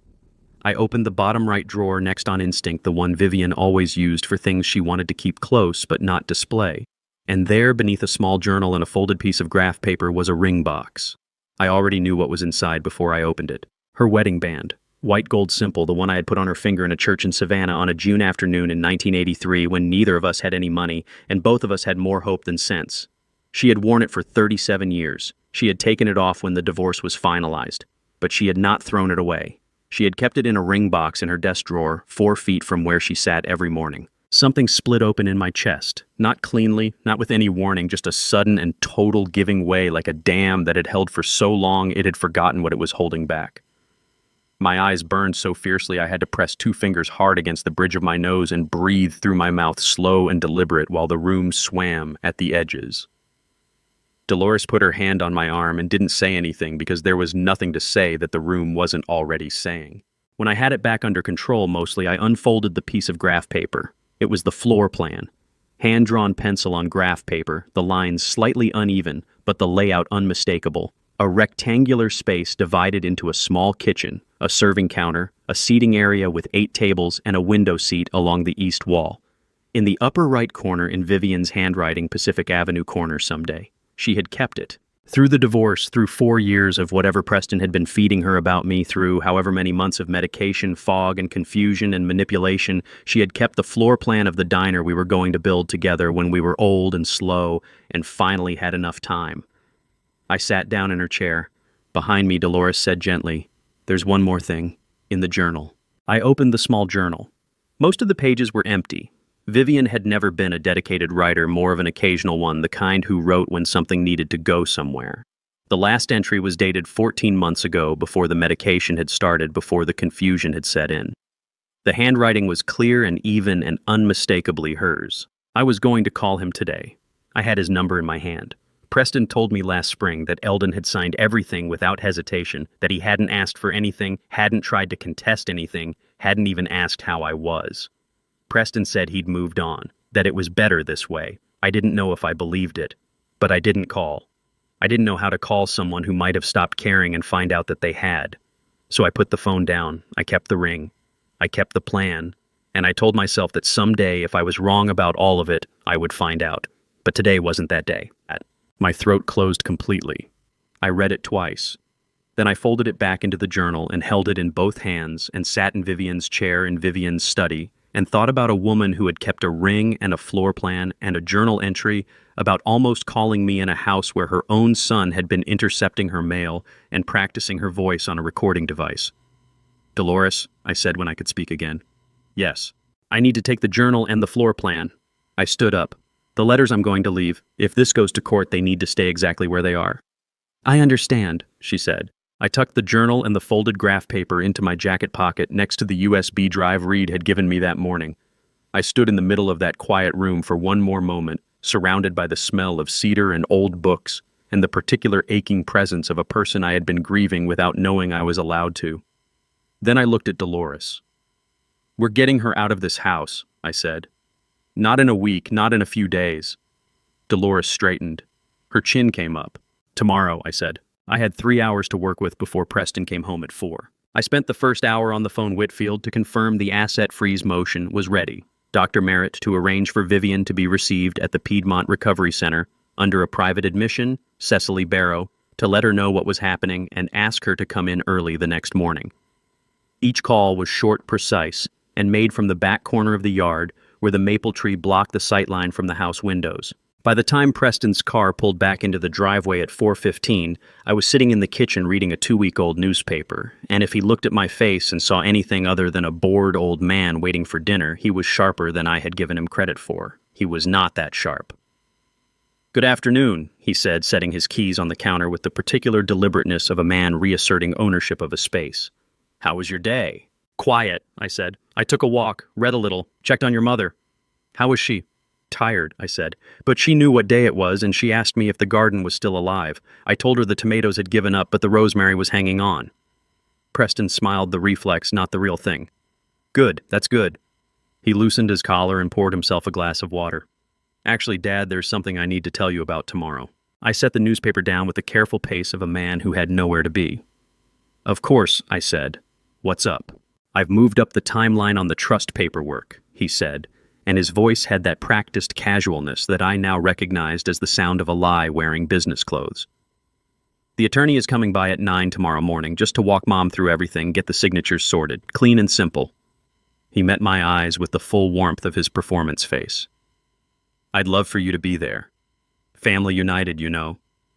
The clock on the microwave read 4:22. Ronan Sykes had given him 18 days. Preston was burning through them. "Wouldn't miss it," I said warmly. That night I waited. Preston stayed up until nearly midnight. I could see the light under his door, hear the low murmur of calls, the keyboard clicking. Camille probably, maybe the law firm, maybe Ronan. The sounds of a man tightening every bolt on a machine he was terrified of losing control of. At 12:15, the light under his door went dark. I waited another 20 minutes.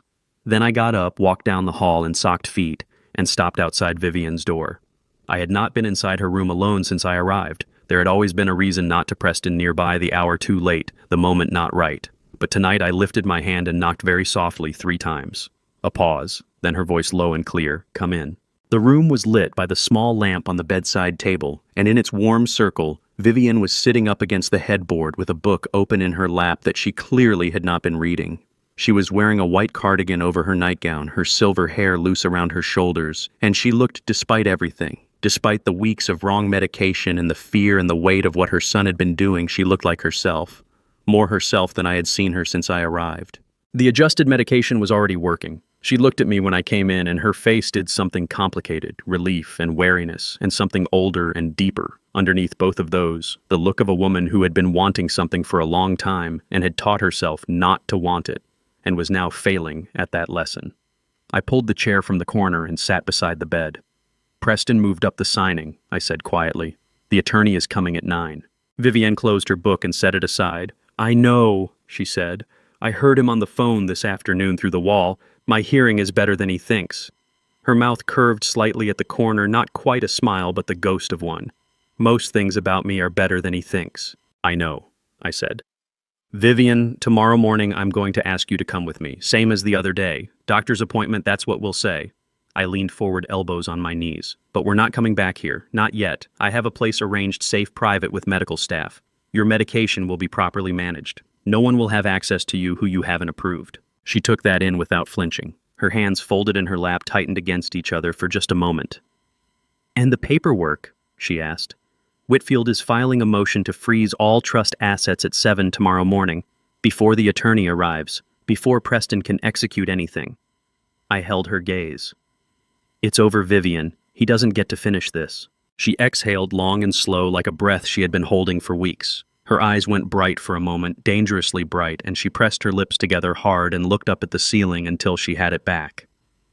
"I want to ask you something," she said when she trusted her voice again. "Anything. Did you find the letters?" Her voice was careful, precise. The voice of a woman asking a question she already knew part of the answer to. My chest tightened. "Yes," I said. "This afternoon, in your desk." "I never received them," she said. "I want you to know that. I looked for letters. For months after the divorce, every time the mail came, I looked." Her jaw was working now, the muscle in her cheek jumping. "Preston told me you hadn't written. He said you signed everything and drove away, and that was it. That it was clean for you, easy." Her voice thinned on the word easy, like it was something that had cost her to say. "I wanted to believe he was wrong, but he was so certain, and I was so—" She stopped, pressing her fingers against her mouth for a second. "I was so ashamed of how much I still wanted to hear from you. It felt easier to believe you'd moved on than to keep waiting for something that wasn't coming." Every word landed like something dropped from a height. "I wrote 11 letters, I said. My voice was steady only because I was holding it there with both hands. "The first one was 3 weeks after the divorce. I told you I was sorry. I told you the ring was still on my finger." I turned my hand over and showed her the engraving facing up, now her name in the gold. It never came off. Vivian looked at the ring for a long moment. Her eyes filled completely, and this time she didn't fight it. 2 tears tracked down her face in the lamplight, and she reached up and pressed her fingers against her cheek, as if she could hold the rest of them back by force. "Eldon," she said, her voice cracking down the middle on my name. "He did this to us. Our own son did this to us." "Yes," I said. "He did." 4 years, she whispered, and the whisper was the most devastated sound I had heard in a very long time. 4 years we both thought— She stopped, drew a breath that shook on the way in. "I have been so angry at you, for so long, for something you never actually did." "I know," I said, "and I was so careful not to push, so careful to respect your silence. I told myself that was love." I leaned forward slightly. "I was wrong about that too. Love doesn't go quiet and call it respect." She reached out then, her hand crossing the small space between the bed and the chair, and wrapped her fingers around mine. Her grip was warm and immediate and fierce, the grip of someone who had made a decision. "Tomorrow," she said, "I'll be ready at 7. 7. I confirmed. I stood, and for a moment I just looked at her. This woman I had loved for 41 years, sitting up in her lamplight with her eyes still bright, and her jaw still set, and her hand still holding mine. "Get some sleep. Eldon." She stopped me at the door. "Whatever comes next, I want you to know that I never stopped. Not for a single day." I stood with my hand on the doorframe and felt those words go all the way through me. "Neither did I," I said. I went back to the guest room, set my phone alarm for 5:30, and lay on top of the covers, fully dressed, staring at the ceiling.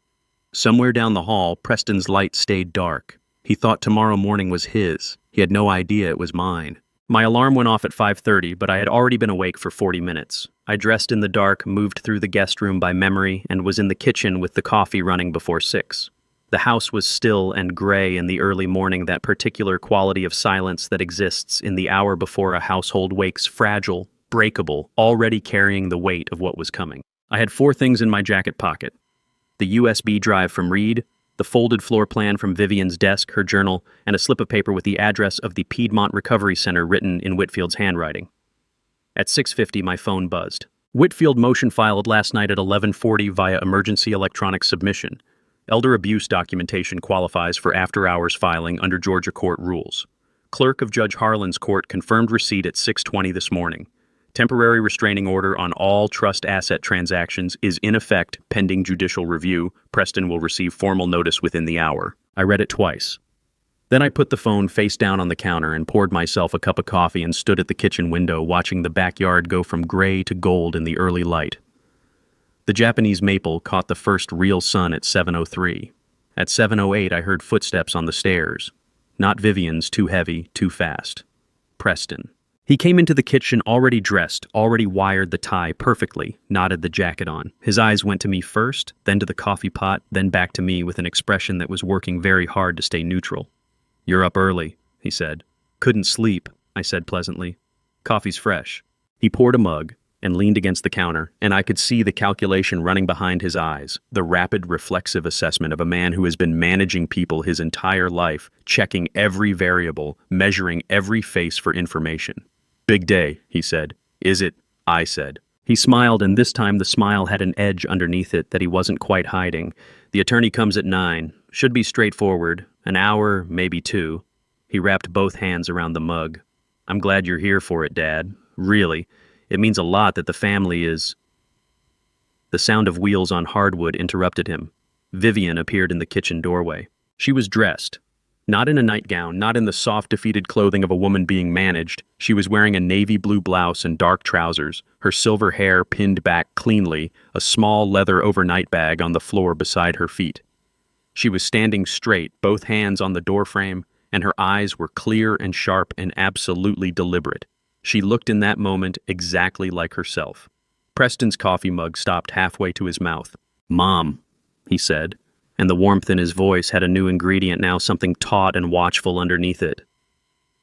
"You're up. Are you feeling okay?" "I feel better than I have in weeks," Vivian said, and the steadiness in her voice made something in my chest lift. "Eldon is taking me to a follow-up appointment this morning." Preston set his mug down. "I didn't know about a follow-up. I can come." "It's just routine," I said. "You've got the attorney at 9. No sense in everyone shuffling around. We'll be back." I paused just long enough. "Later." Something shifted in Preston's face. Not the polished performance that had slipped just slightly like a mask that has been worn too long and the heat beginning to soften at the edges. His eyes moved from me to Vivian to the overnight bag on the floor, and I watched the calculation accelerate behind his eyes as he tried to decide how alarmed to be. "That's a lot for a routine appointment," he said, nodding toward the bag. His voice was still controlled, but there was a wire in it now, a vibration just under the surface. "I'm keeping a change of clothes there," Vivian said evenly. "I'm tired of being unprepared." Dolores appeared from the back hallway at that exact moment, carrying a second small bag, Vivian's medications properly labeled and sorted, which she had packed the night before. Cecily Barrow came through the side door 30 seconds later, her own bag over her shoulder, as if she had simply arrived for her regular shift. Preston looked at all 3 of them. I watched the exact moment he understood. His jaw tightened. A muscle jumped below his left ear. His hand on the counter pressed flat, and the knuckles whitened by degrees like a man squeezing something he couldn't actually hold on to. The performance, everything he had built over 42 years, the management, the warmth, the careful architecture of a man in control held for one suspended second. Then he turned to me, and for the first time since I had walked through that front door, he dropped it entirely. "Dad," he said, and his voice was low and stripped and nothing like the son who had greeted me at the door 4 nights ago. "What are you doing?" "Taking your mother to her appointment," I said. My voice was quiet, steady. The voice of a man who had already made every decision that needed to be made. That's all. Don't. The word came out sharp, almost involuntary. He caught himself, glanced at Vivian, at Dolores, at Cecily, then back at me. Don't do this. You don't understand what's been put in place here. The legal structure, the care arrangement, if you disrupt this now, you could create enormous— Preston! Vivian's voice cut across his like a blade through paper. He stopped. She stepped fully into the kitchen, leaving the doorframe behind, and walked to stand directly in front of her oldest son. She was 68 years old, and she had spent weeks being deliberately diminished, and she stood in front of him now with her chin lifted and her eyes clear, and something in her bearing that I recognized from 41 years of knowing her, the particular quality of Vivian Hargrove, when she had reached the absolute end of something. I know about the trust amendment, she said. Her voice did not shake. I know about the power of attorney. I know about the listing on Pacific Avenue. She watched his face go through 3 different colors. And I know about the medication. Preston opened his mouth. Don't, she said quietly. Whatever you're about to say, don't. His mouth closed. I am your mother, she said, and her voice finally cracked on the last word just slightly, but she kept going straight through it. I loved you before you knew what love was. I paid your debts when I should have let you learn from them. I made excuses for you when other people could see clearly what I refused to see. Her eyes were bright and wet and furious all at once. And you looked at all of that and decided I was a resource. Preston's face had gone the color of old ash. His mouth was working, but nothing was coming out. And for the first time in his life, possibly the first time in his life, Preston Hargrove had nothing to say. I'm leaving now, Vivian said. With Eldon. And when I come back, it will be on my own terms. She turned away from him, picked up her bag, and walked to the door. I followed. As I passed Preston, I stopped for just a moment. Not to gloat, I had never been that kind of man, but because there was something I needed him to hear from me directly, without performance, without strategy. I'm not doing this to punish you, I said quietly so only he could hear. I'm doing it because your mother deserves someone who chooses her. I should have been that person a long time ago. Then I walked out the front door into the October morning and held it open for Vivian. She stepped out of that house without looking back. In the driveway, Reed was standing by my car. He had come down without being asked, still in his sweatshirt from the night before, his eyes red-rimmed, and his face carrying the open, undefended look of a man who had already grieved the thing he was losing and was ready for whatever came next. He held the car door open for his mother. Vivian stopped when she saw him. She put her hand on the side of his face just for a moment, just her palm against his cheek, and said, I know, baby. I know. Reed's face crumpled. He pressed his hand over hers and held it there for one shaking breath, then 2. Then he straightened up and stepped back and let us go. I started the engine. In the rearview mirror, Preston stood on the front porch. His phone was already in his hand. 2 weeks is not a long time. But when someone has spent months deliberately dimming the lights inside your own mind, 2 weeks of proper sleep and correct medication can feel like surfacing from something very deep. I watched it happen in real time. By day 5, Vivian was sitting up and reading the newspaper front to back.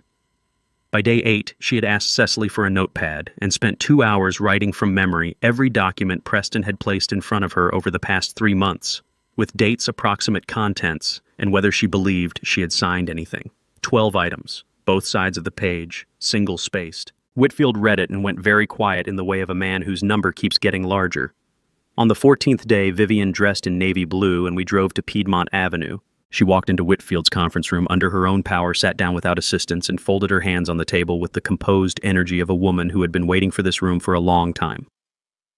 Dr. Sabine Merritt was already seated to the left medical file and signed competency affidavit in front of her formal certification that Vivian Hargrove was fully capable of making legal and financial decisions without supervision. Mrs. Hargrove, Whitfield began, before we start, you understand everything before you today, and you're here of your own free will.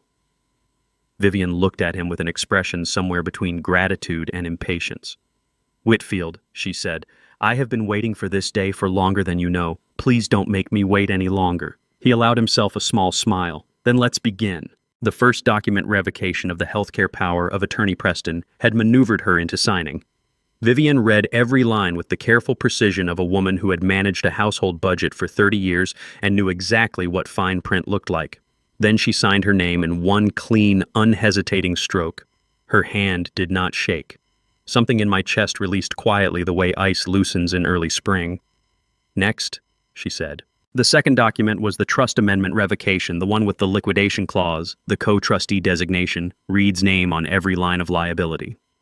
When Vivian reached the subsection granting Preston authority to sell assets at his discretion, her jaw tightened and Whitfield stopped speaking mid-sentence.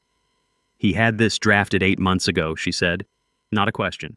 Based on the USB records, Whitfield said carefully, the planning began 8 to 9 months prior to today. Vivian set the document down and pressed 2 fingers between her eyebrows. When her eyes opened, they were fierce and completely dry. 8 months, she said. I was making him dinner, calling him every Sunday. I bought him a birthday gift. She picked the pen back up. And he was in a law office having this written.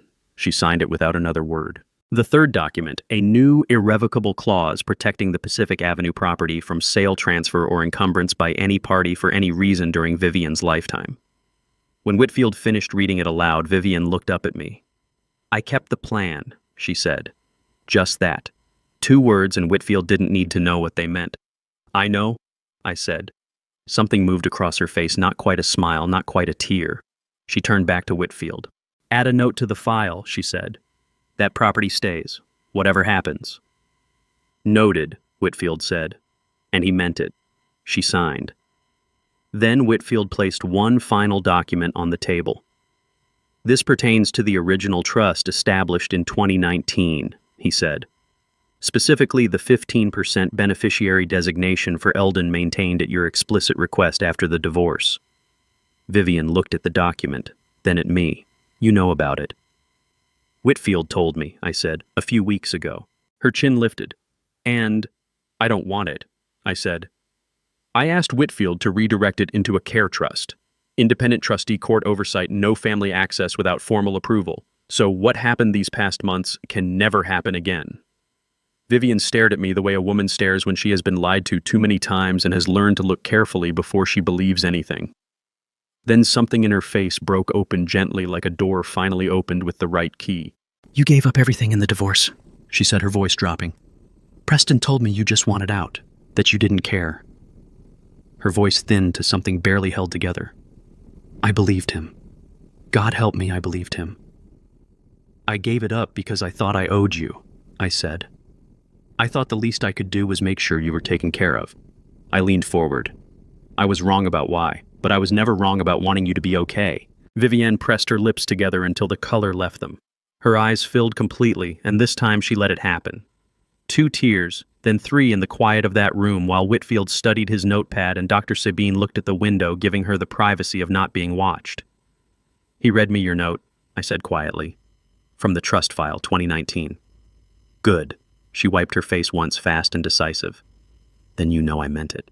She straightened, turned back to Whitfield, and fixed him with a look that made him sit up slightly. Set up the care trust, make it ironclad. A pause. And put my name on it as the protected party, not as a dependent. I am not helpless. I am protected. There is a difference. Understood, Whitfield said and wrote it down. At 3:15, his assistant knocked. Mr. Crane, Preston Hargrove has called 3 times. He's asking about the asset freeze. Whitfield looked at her over his glasses. Tell him the matter is before the court.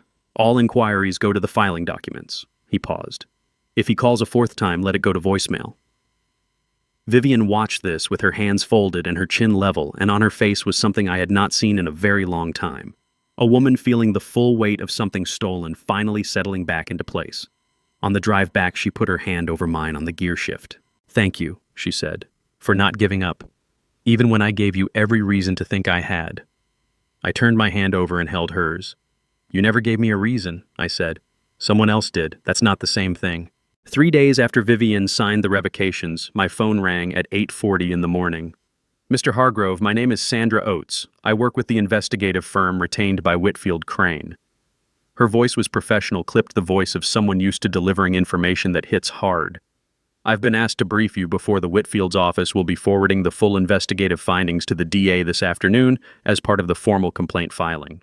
Go ahead, I said and picked up a pen. She went ahead for 22 minutes. By the time she finished, both sides of my notepad were full, and the picture she had drawn was worse than anything I had assembled on my own. Preston Hargrove had not become this in the past year. The financial forensics went all the way back to 2018. $47,000 quietly redirected from the family trust into a shell LLC that existed only on paper with one name listed as its registered agent. Reed Hargrove. Reed had not known the LLC existed. Preston had created it, funded it with family money, put his brother's name on the paperwork, and used it to cover his first debt to Ronan Sykes. When the LLC was eventually flagged by the trust's bank, the paper trail led directly and only to Reed. Preston's fingerprints were not on a single document. 6 years. He had been practicing this for 6 years. I called Whitfield immediately. "You spoke to Sandra?" he said, picking up on the first ring. 6 years, Whitfield? I said, and my voice came out raw. "At minimum," he said. "The LLC establishes a pattern going back well before the trust modification scheme.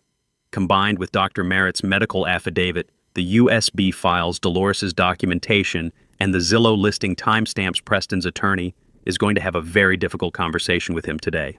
"What charges?" "Financial elder abuse under OCGA 30-5 felony classification in Georgia. Fraud in the inducement. Possible forgery if the handwriting analysis confirms Vivian's signatures were obtained under impairment." He paused.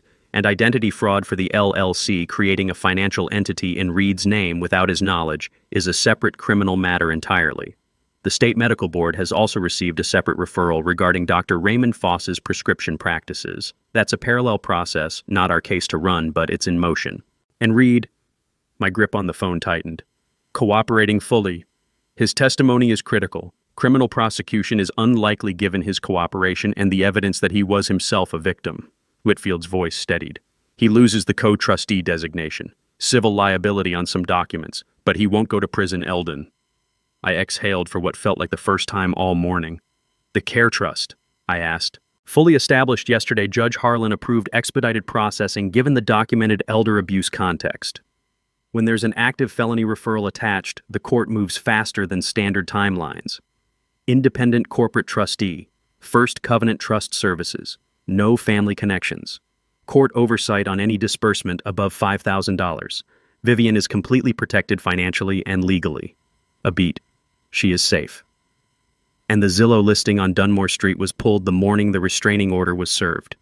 Pacific Avenue 2. Both properties are frozen under the trust injunction. Nothing moves without a court order. I set the pen down and sat with that for a long moment. That afternoon, my phone rang again, the number Preston had used the night I stood in the hallway and heard him call me harmless. But the voice that came through was Camille's. She sounded nothing like the woman I had heard through that wall. Her voice was thin, scraped down, carrying the exhaustion of someone who had been crying until they simply ran out. "Mr. Hargrove," she said. "I don't know if I should be calling." "You're calling," I said, "so say what you came to say." "I knew about the trust strategy. I knew about the legal structure." Her voice cracked. I pushed him. I won't pretend otherwise. I told myself whatever was happening with Vivian's health was just aging, decline. I didn't ask questions I didn't want answered. I know what that makes me. Her voice dropped. "I didn't give the order, but I didn't stop it either. And I don't know anymore if that's a meaningful difference. I swear to God, I didn't know he was doing that to her." "Camille," I said, "I'm telling you the truth," she said, urgent now. "Whatever you think of me, I am telling you the truth about that."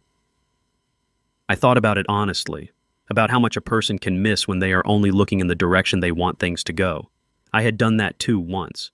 "I believe you didn't know about the medication," I said carefully. "Everything else, that's for other people to sort out now." A pause. "How are your children?" A long silence, then barely audible, "Scared." "They have a mother," I said. "Make sure they know that." She exhaled long and ragged, and then the line went quiet. That evening I drove to the recovery center. Vivian was in the common room looking out at the garden.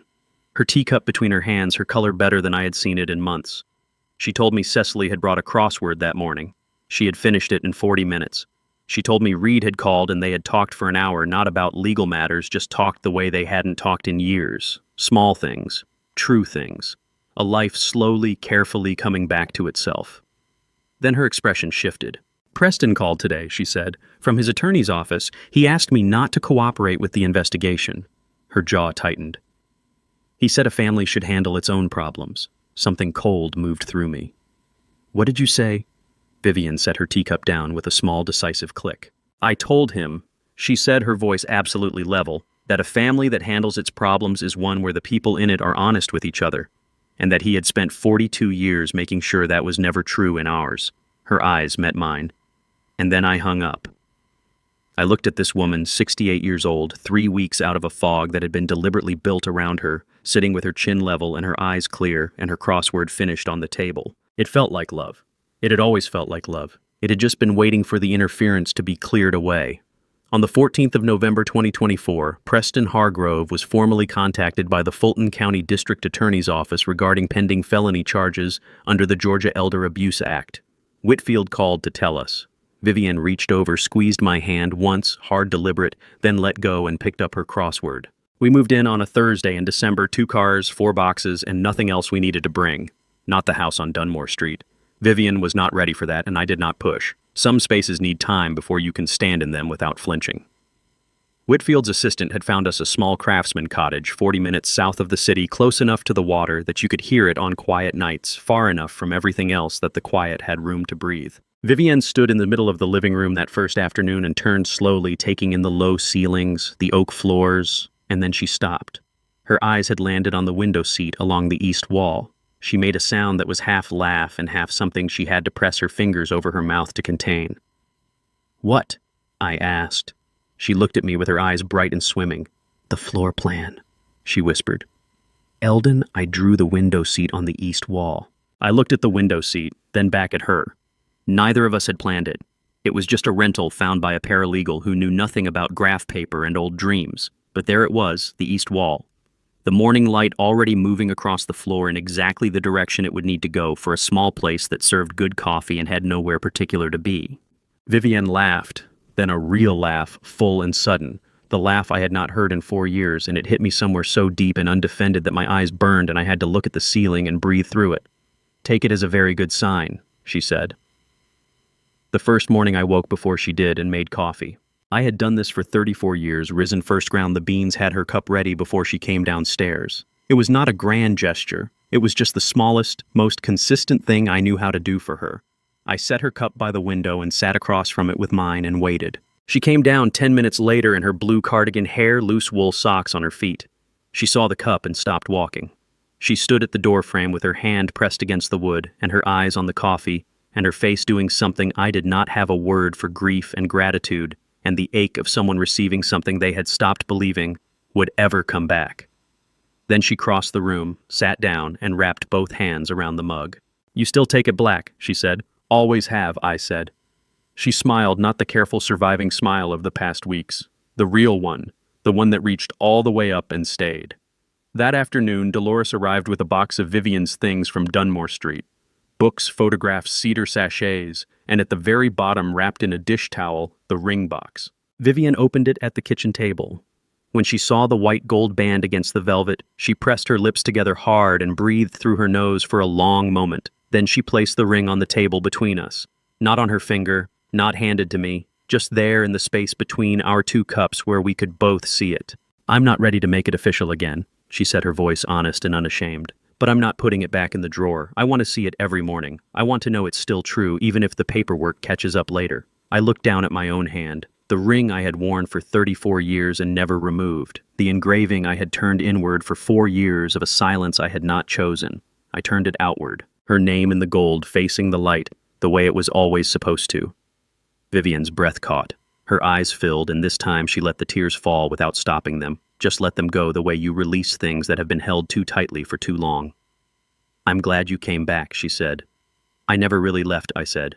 That evening, Reed called. He had found an apartment nearby, was restructuring his debt, had started seeing a therapist.